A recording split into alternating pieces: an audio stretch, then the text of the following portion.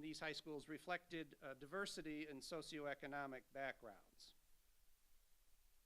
The focus group protocol that we developed was reviewed by a panel of experts, and following all of our focus groups, we did member checking to ensure the accuracy of the data that we collected. I'm going to turn things over to Patrick, who's going to talk about the findings of our study, and then I will come back at the end, and we both are eager to have your questions and your comments about this topic. Thanks, Mitch. So first I want to take a moment of personal privilege and tell you what an honor it is for me to be up here with Mitch Williams. He is the person that interviewed me when I applied for ODU's Community College Leadership Program. And in my first class at the program, he helped me develop a dissertation topic, and he served as the chair on my dissertation committee. We published an article together, and he's the reason we did this research. Because Mitch contacted me and said, hey, Patrick, I'm looking at the literature, and no one's talked to the high school teachers. You know, what do you think of us doing something along that line? So he invited me to participate, and I really appreciate that. In the things that I go over here, you're going to see a lot of quotes from the teachers. Just remember the title of this presentation, They Need to Be Heard, and that's why you're going to hear a lot of those quotes. So we found 3 overarching themes. Teachers were eager to be heard, curricular issues came up, and lack of communication and collaboration. So the first one about them being eager to be heard, it was really neat going into the high schools. As Mitch said, that's where we held the focus groups, and how thankful they were that we were there. We had no trouble recruiting people to participate in the focus groups. A couple of them were larger than I expected because there were people who wanted to participate. They were frustrated for being blamed for underprepared students. There's this unspoken, sometimes spoken, blame that goes on with high school teachers. Why aren't you preparing students for college? What the heck are you doing there? And no one has invited them to participate in the solutions. The solutions are being designed around them by and large. In placement testing, what we learned is that they're not very aware of placement testing. They don't know that when a student comes to Thomas Delson Community College, we're going to give them the VPT, and that attests reading and math. They're just not really up on that. When they learned more, they were highly critical of us testing students for math 2 years after they may have had that last math course. And so you see the quote there, why wait to find problems when the kids start college? I want to pause on this quote for a second because of that word kids there. And that's going to be important that you'll see in some of the future comments. We have to remember that although we're dealing with young adults and sometimes we're dealing with maturity issues, they're dealing with kids. So the mentality, the cognition, the psychology, the emotional maturity is very different than the students that we work with. And they, though, want their students to be prepared for these high-stake tests. They don't want their students being placed into developmental. They want them to be successful.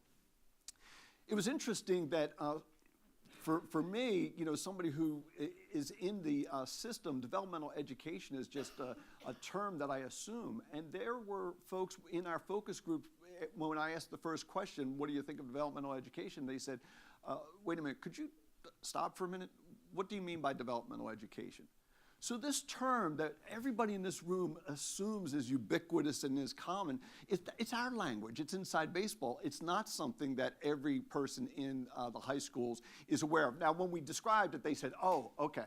You know, they were aware of the phenomenon, but not necessarily the term. They weren't aware of the process for placement and the instruments, the cost not only of the test itself, but what are the knock-on costs for a student who's placed into MTE-1.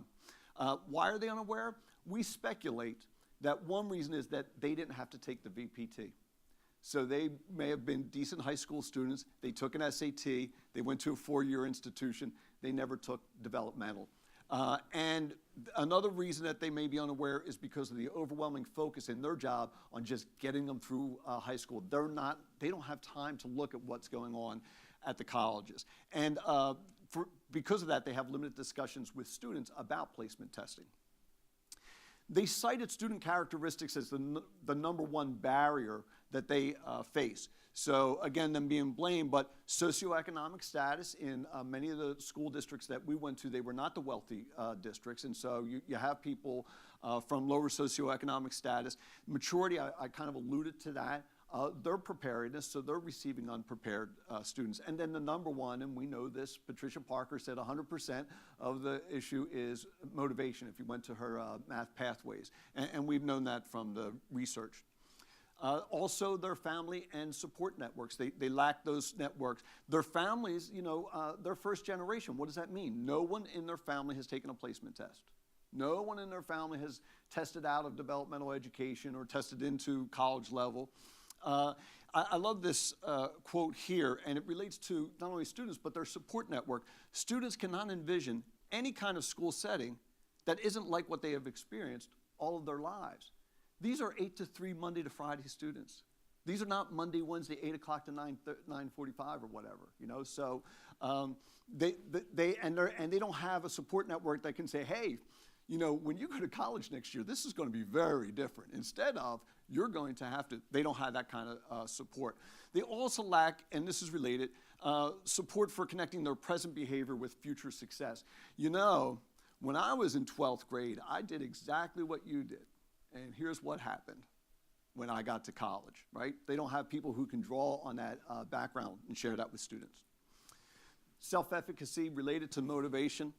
I would imagine, and as I read this, nod your head if this makes sense to you.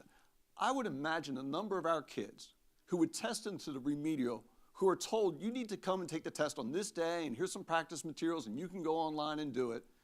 There are probably a number of them that would not be able to negotiate that on their own, would not be able to know what question to ask, would not have access to the internet to find the materials. I think that's a very savvy perception on their part of the experience of many of our students when they come to our campus. In terms of communication, what we learned, and this surprised me a little bit, we don't communicate with the teachers.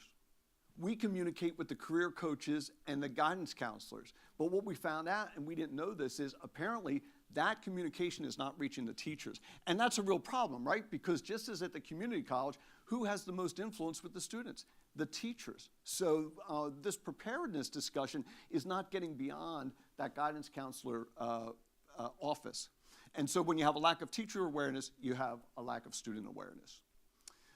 The teachers were eager to learn about the processes, but there were limits. They perceived limits to effectiveness of outreach. If we went back into the classrooms with the teachers, they say, yeah, that's important, but I don't know if I can take my mind off of the SOL, because that's what it's all about. I've got to graduate this number of students one way or another.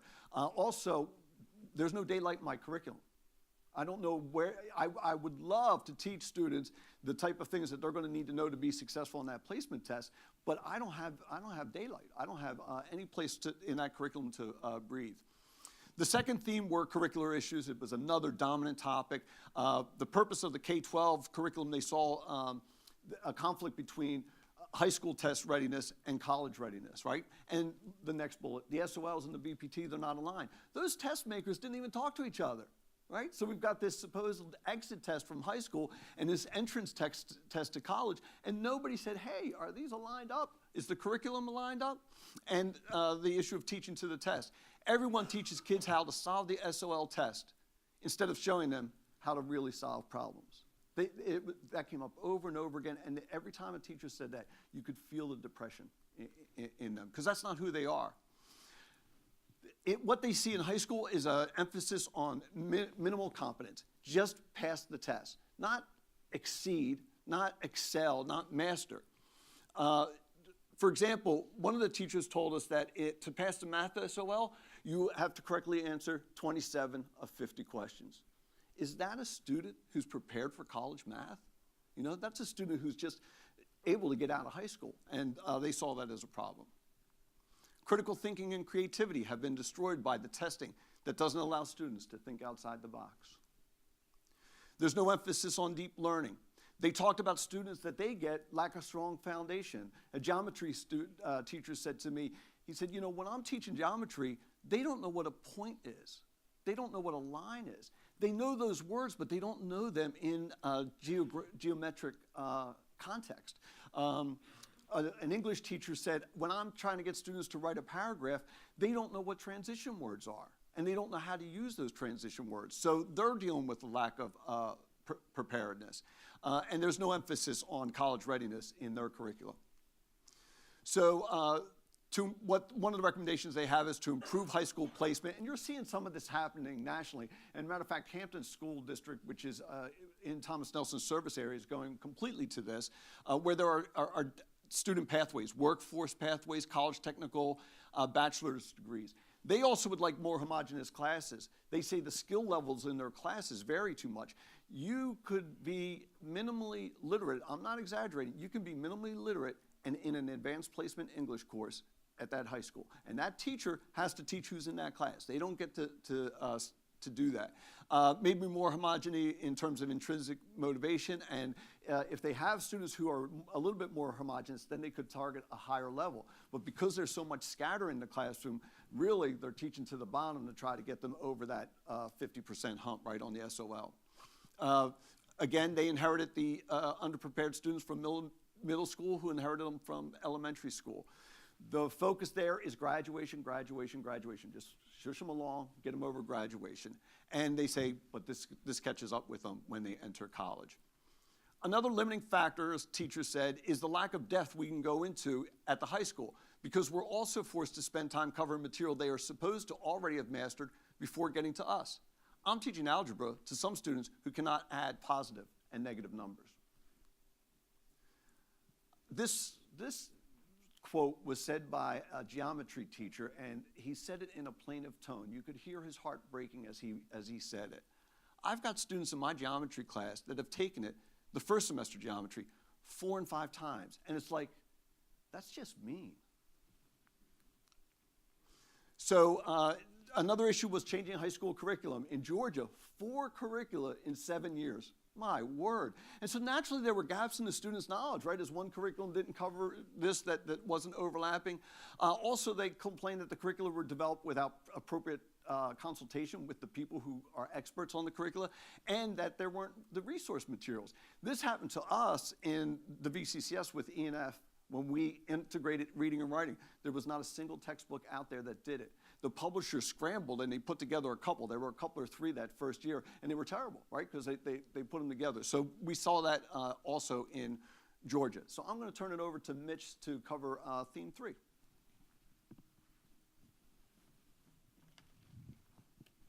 So the final theme that we have is a need for communication and collaboration.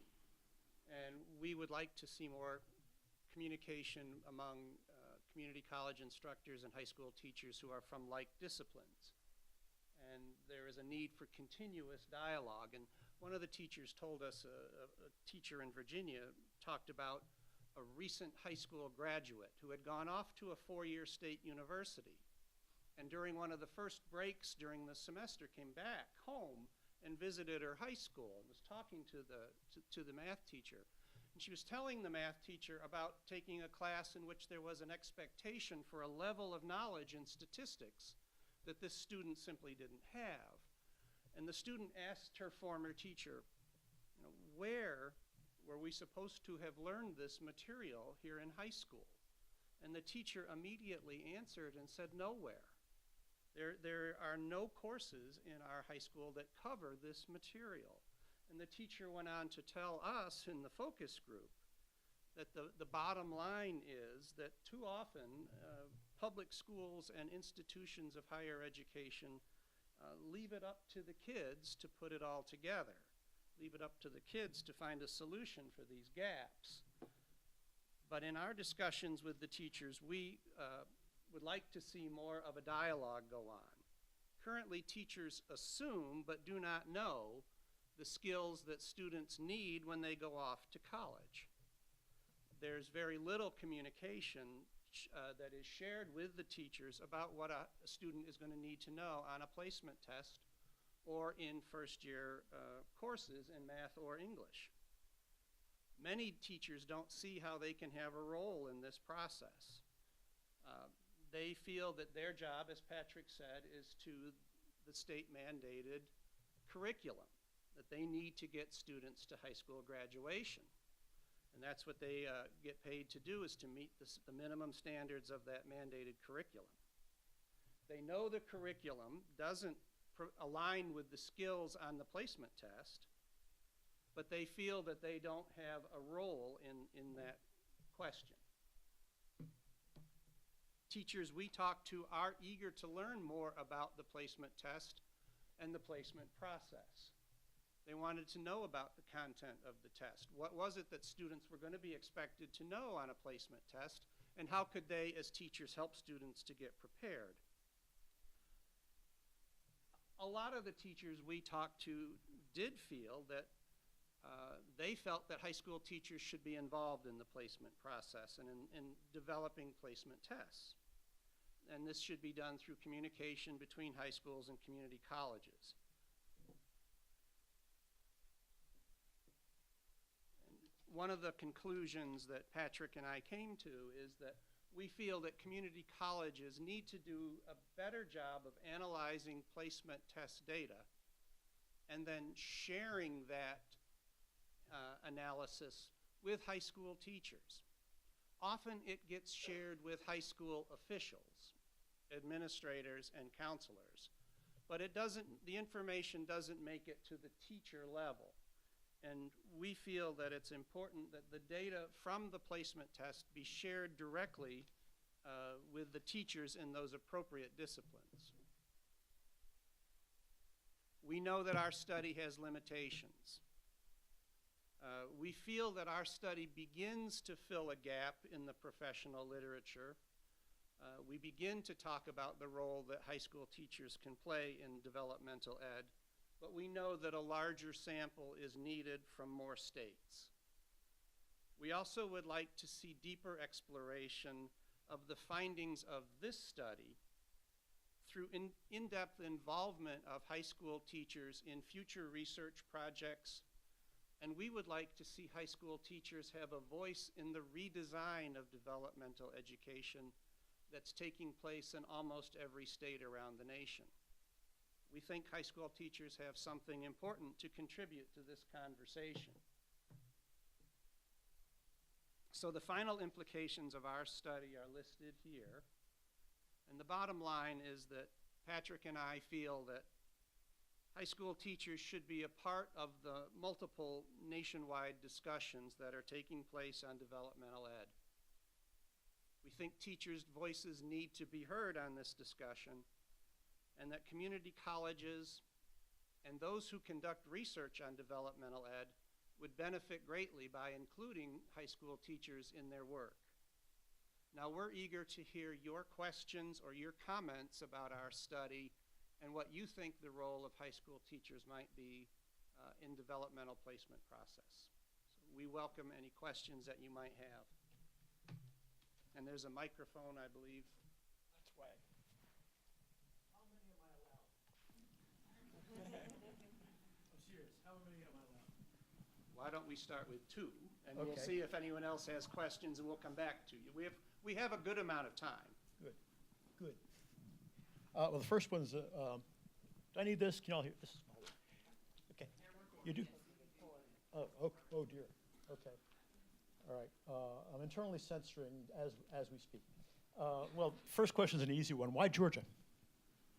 We thought that Georgia, because they have technical colleges in Georgia, would be a good state. It's different system than Virginia.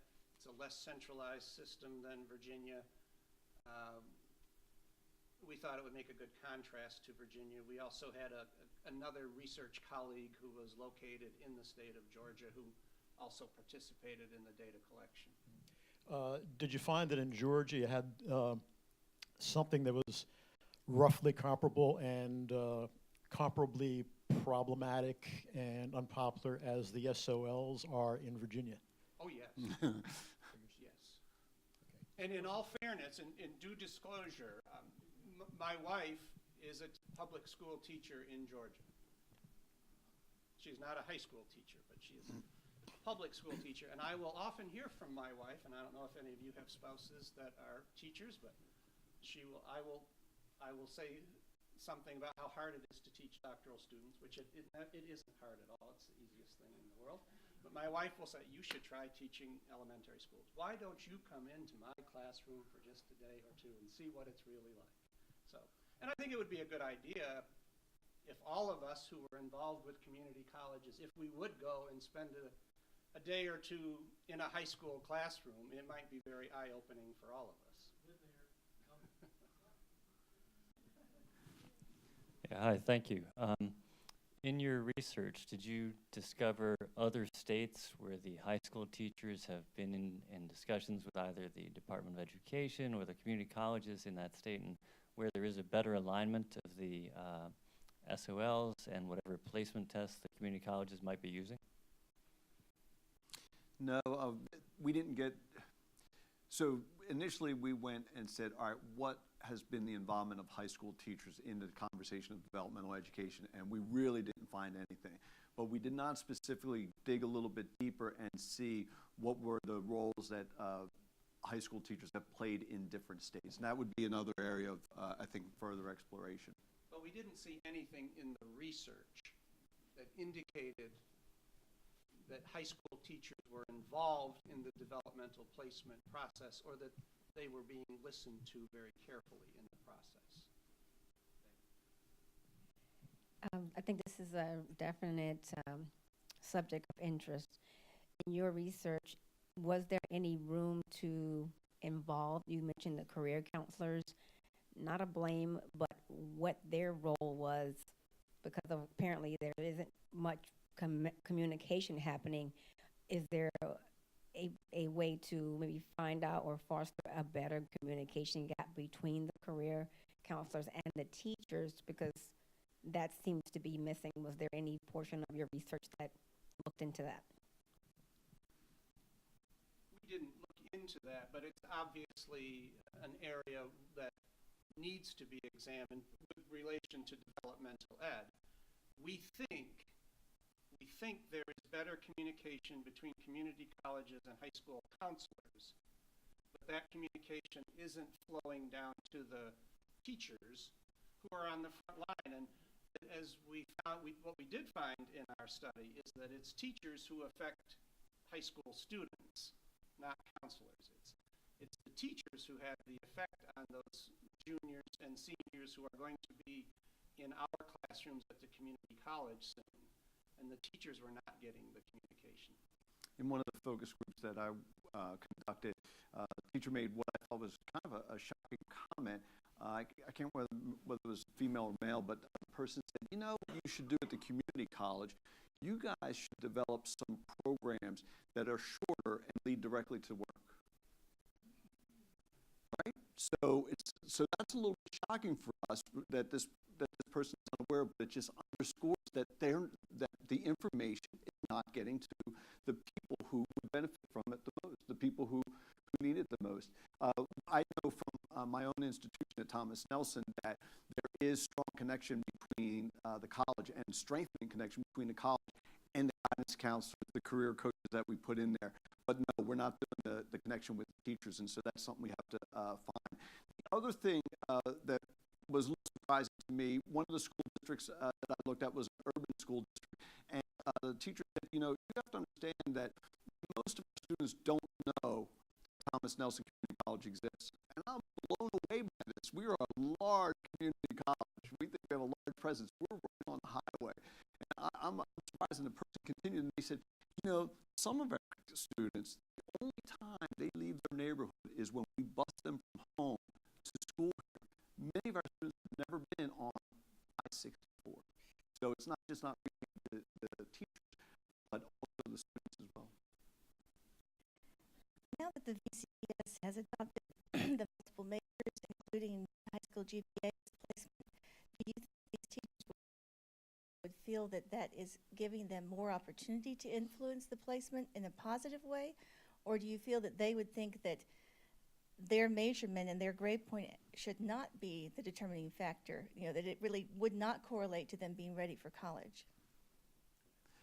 So I'm speculating, right, because we haven't asked the teacher, but I certainly, if I were a high school teacher, would feel validated if a student who earned a B in my English class were waived from developmental education at the college. And if that student came back to me that earned a B in my class or an A in my class and said, I'm taking developmental English because they told me I don't know English well enough, I would feel, what, embarrassed, hurt, resentful? So I think that can only help us. And maybe it's an opportunity, again, for us to have conversations. So you don't think that the fact that they, as you said, 27 out of 50 is going to pass the SOL impacts the way that they give grades versus on the kind of level that we would expect what a B student would look like? I think that's highly variable in the high schools, listening to those teachers. And here's what I mean. In Virginia, there are only two things that count: SOL and graduation. The grades don't count. That's not where their focus is. So I'm sure that there are different teachers who grade in a variety of ways, but if that student has an A and does not pass the SOL, there's a problem. And if that student has a D and passes the SOL, there is no problem, right? The incentives are perverse, in my opinion. And it's the same in Georgia with the Georgia milestones and the end of grade tests that they have in Georgia. Thank you all so much for bringing this to a more public forum. In the Math Pathways work, these things are touched on, and I think you've raised a lot of big things that we have to try to figure out. One, I think that the high school faculty, math or English, have very great, realistic perceptions of what's happening, and they actually, in some ways, contradicted themselves in their comments. We're being blamed for sending them on to college not ready, but we're receiving them underprepared from the middle school, right? The blame game goes all the way down to the conception. So there's that issue playing around. There are in the Commonwealth several programs where community college math faculty and high school math faculty have had collaborations for several years. Right. But even then, they're not as effective as what your studies point at, in that there is a very structural issue at hand, and there's two parts, and then I'll hand over the mic, is one, it is a broad-based implementation of a state K-12 system. And so when those math teachers get together and identify the concerns, they feel unable or not empowered to help make changes in the K-12 system that would then impact change positively. The other issue that has to be resolved is what's the driving force, because we have been collaborating with VDOE in the Math Pathways area. But there have been comments made basically that their job is to prepare for college readiness. Who is driving the curriculum? And K-12 does in some way want to drive the curriculum. Or they're saying, we're teaching this, why are you testing this? But we're answering to workforce and universities. So what's going to be the driving factor? What's going to determine curriculum? And if it's workforce, then K-12 is going to have to be reactive to university and community college requirements, because we're being reactive to workforce. So it's a higher order level, a barrier that is so huge. Do you have the answers on how we might overcome that? I had to put a question on the end somehow, right? Thank you. Mitch has the answer. He was telling it to me last night at dinner. Well, one of the things I would say to you, Patricia, and I think it's related, when that person who said, you get them from us and we get them from middle and middle gets them from elementary, when I heard that comment, I was not hearing blame. I was hearing exasperation. They were like, I don't know what you do about this. But I do see a glimmer of hope, and that is the VIP pass, right? So, and Math Pathways. So we've gone to the universities and we've said, look, let's talk. And it has been faculty talking to faculty and developing that curriculum. So I think we're going to see more of that. Thomas Nelson, we reach out to a high school, and we have a pilot with placement testing in 10th grade and remediation in 11th or 12th. But as you said, those efforts have not been widespread. So I think we're going to need more of that. And the other thing that strikes me is how little, and I'd be interested to hear what Mitch's experience was with this, how little investment the teachers had in the curriculum. They did not seem to feel that they wrote that curriculum. They seemed to feel like, who the hell wrote this curriculum, and why is it being foisted on us? I don't know. In Georgia, there was great frustration because of the changing curriculum in math. The curriculum changed four times in 7 years, and the teachers had no control over the curriculum. Or they just wanted the curriculum to be set and be continuous for a few years.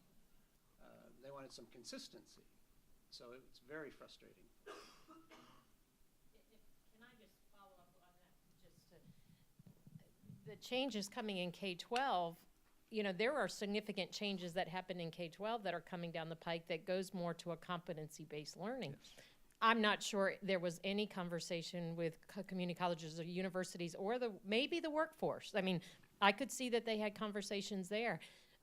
But so they're getting ready to implement a huge change in K-12 that is disconnected to us. And that's going to put up even that other wall. So that's where we have to work, is how do we get the groups talking, not just the math faculty, but in between, so that if we come up with ideas, if the math faculty together or the English faculty come up with ideas, it can actually lead to something. Because right now they go home like, oh, well, that was great. We thought of ideas, but we can't do anything with it.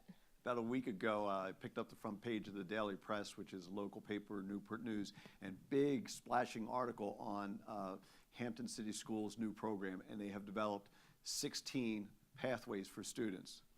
I don't remember hearing any conversation with us about those pathways, right? And I'm not blaming them. I'm just saying, here we are, we're thinking, wow, we're doing great stuff. Let's develop some pathways, you know, get these students, you know, we've got it figured out. And high school's saying the same thing, but we're not talking to each other. And we should be in our service area with Hampton City Schools. Does that pathway lead somewhere, you know, or do you, sorry, you're at a high school, we don't have a pathway for you at the community college for that? This has been so very enlightening. Because I know that one comment just is ringing in my head where the instructor says, well, why are they waiting 2 years to test them to see what they know before they go to college? And I know we have this conversation all the time amongst us math faculty to say, why did they let the kids not do math for 2 years? Does anybody realize they're going to forget it all? You know, and so it was just, my mind was blown to hear a comment like that. And so this, you know, like she said, this conversation just needs to expand, and it would be just so good if somehow the people who are in connection with us could close the gap and get, you know, both groups talking and get some things aligned, because it would be better for the students. Yeah, the teachers in Georgia knew that in some states that high school juniors would get something that was the equivalent of a placement test, so that areas of deficiency could be identified there. And then senior year math courses were set up to address those deficiencies so that the student was prepared by the end of the senior year to go. But the current situation in Georgia, they have block scheduling in Georgia, so a student theoretically could take his last math course in the first half of the junior year, go a year and a half without any math. Mm-hmm. Let me ask a question. So how many here in the audience are connected to developmental education? Either you're teaching developmental ed, or you're in a support position for developmental ed, or you teach college level English and math. Just raise your hands. Okay, so it's the majority of us in the room. So this is what I'm going to promise you, and I'm going to challenge you to do the same thing. Let's not end the conversation here. Go back to your college, say, I went to this awesome presentation with the two best presenters ever about college preparedness. I'd like to talk to you about how we connect with our high schools, you know, and speak to the people at your college for what can you do. We talk about these things all the time, but the change is in this room. That's my opinion. And I promise that I'm going to go back next week and I'm going to have that conversation with my vice president. To follow up on what you just said, Patrick, many of the slides that we saw, especially at the beginning, where voices were not heard, can apply to developmental teachers, especially. The voices of faculty in propelling change or in contributing to change are largely silent. They are devalued, if heard at all. So, I mean, as you were going through those, I was saying, geez, this is exactly what my colleagues and I feel. And so what you're saying theoretically is really nice. Practically, we need a whole change from the top to, just as what we're talking about here in this session needs to change. There has to be a change at the community college administration level in order for something like that to happen. I agree. Oh, I'm sorry. I don't teach developmental, but I get many developmental students in my classes for, not from the, well, somewhat for the math, because I teach psychology, so we do some statistics, but more for the English part of it. And I guess I just need to make that comment that it does have to be a consistent thing, much like you were saying from the Newport News schools, that their pathways have to lead into the college, and developmental has to lead into the transfer courses that go to the 4-year.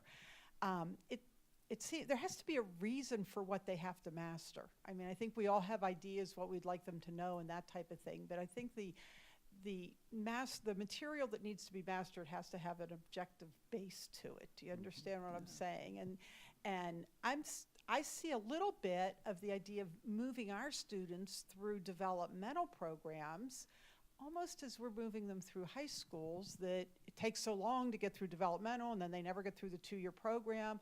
So we need to find ways to get that to happen more quickly, which is fine. I agree with that. You don't want to take 6 years to get an AA degree, but they have to know the material. That's the bottom line. So I think that it is important for the developmental faculty to go back and talk to the high school teachers, but I just want to remind them to also talk to the transfer student, the faculty that are going to get the developmental students on the other end of it, to make sure it is a seamless transition. Important conversation. So Yeah, that's an incredibly important point, and I think it varies college to college, but I know I don't personally do a very good job of that, and I know that our credit level faculty at Thomas Nelson have expressed frustration to me about, well, I have these students in my class and this is how they're performing. What do I do? And so I need to better connect them with the developmental faculty and say, well, look, to talk to the developmental faculty and they'll tell you about how to teach reading skills. Because if you're teaching psychology, you need to be teaching reading, right? How to teach note-taking, et cetera. And writing. I'm going to steal a question in here. I teach geology, and a lot of the students come in there because they've got to take something with a lab, and they figure this has some of the least amount of math.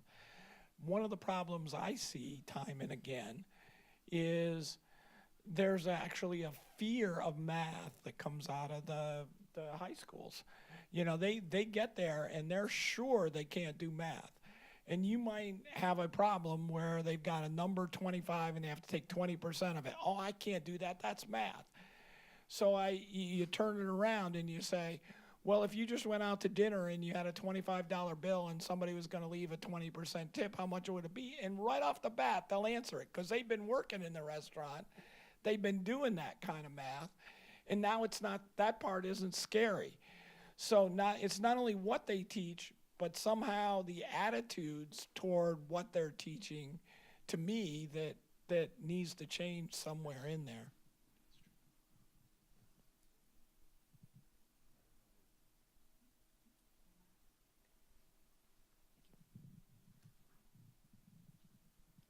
How many do we get at this turn? One last question. You get to close this out, Bill. You got 1 minute.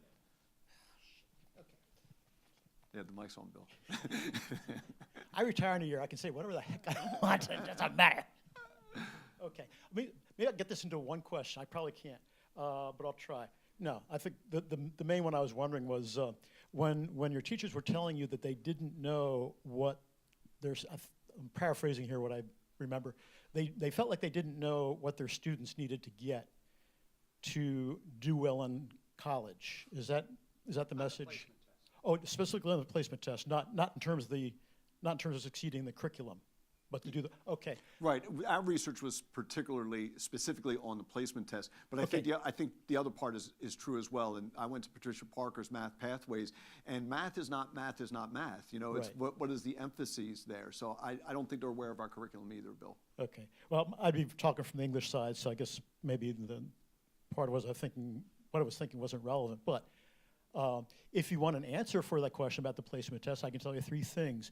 And somebody should do the research on this system-wide, but this is exactly what they'll find. Number 1, if you take too little time, you won't do as well. The average time for the placement test in English is about 1 hour 30 minutes, 1 hour 40 minutes, except for second language users. They'll take over 2 hours sometimes, and sometimes they'll do pretty well. But if you're not going to take the time, you're not going to get the scores. Number 2, use the same multiple choice strategies you would use on an SAT. Look carefully at the answers, look carefully back at the question. You eliminate the worst answers, you'll do better. Number 3, write a lot. A lot of mediocre writing will score better than a shorter amount of very, very excellent writing. That's it. And the fact that nobody system-wide has discovered and publicized those last points is one of the many unconscionable things about our placement process right now. Okay. Well, thank you all very much for coming this afternoon. Thank you. We appreciate it.